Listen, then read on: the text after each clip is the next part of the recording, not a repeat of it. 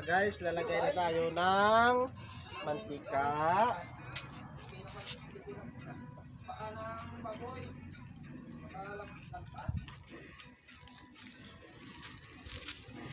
Magluluto tayo ng paanang baboy at saka langka na may buto ng sitaw yan guys.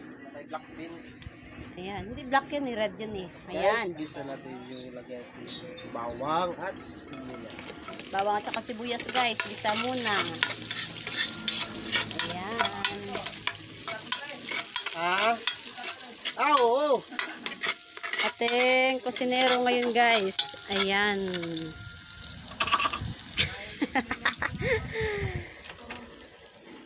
Kunting gisa-gisa muna hanggang sa ano siya guys, mula-mula. Ayan. Dito kami nagluto sa labas. Kasi walang laman yung gasol. Meron naman, konti na lang. Baka hindi tayo Ano makaluto. pre? Oo. Yan. Lagay yung paa ng baboy na hiniwa. Gisa na guys. Sumirit pa tayo, sumirit pa.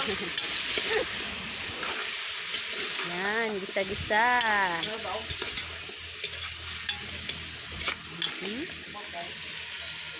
Yan. Ito yung mga luto dito sa probinsya guys. Probinsya ng Antique, Pandan, Idakakan. Oo, di ba? Idakakan, Pandan, Antique. Ang baboy. 1 kilo yan guys. Ganyan karami. Yan. Kasi lagyan ng asin para malasa siya guys. Para bang ginigisa, may lasa na. Andyan yung paminta. Yan sa may ano. Laurel. Laurel guys. Ayan.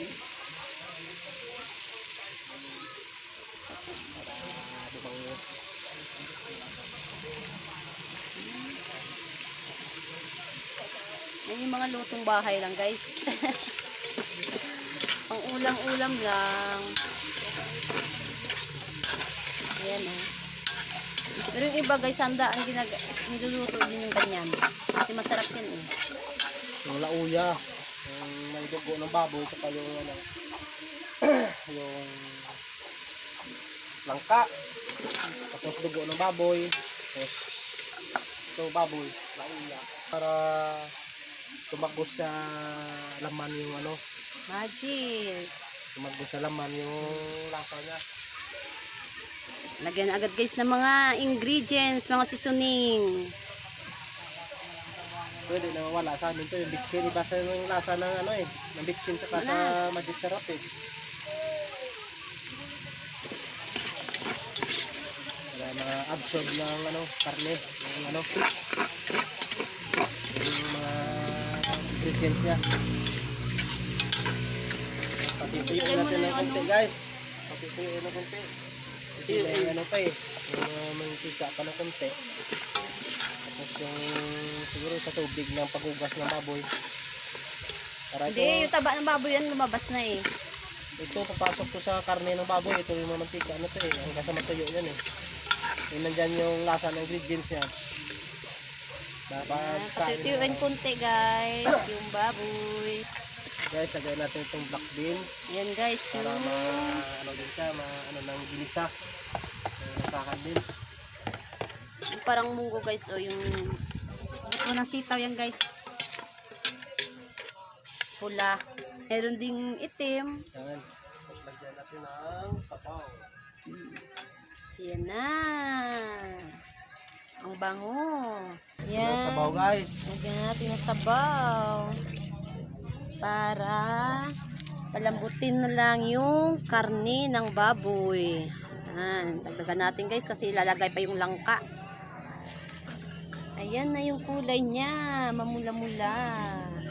Lagyan natin ng tanglad yung sabaw. Ayan. Lumasa na. Ayan. Tsaka takpan muna hanggang sa kumulo na lumambot yung baboy. Malambot na yung karne. Karne guys.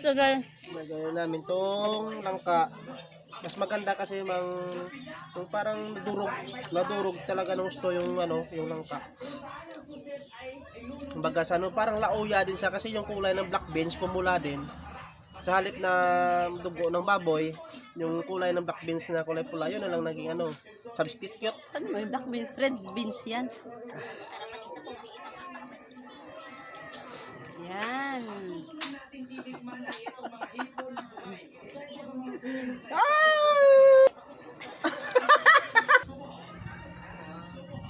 Yan na. Palambutin din natin yung gangka. Guys, oh. Ayan na.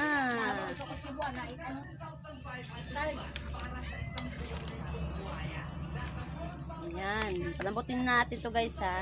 Lagyan na lang natin agad ng Knorr cubes. Siyempre yung Knorr cubes ay baboy din. Ayan. Tsaka antayin malambot.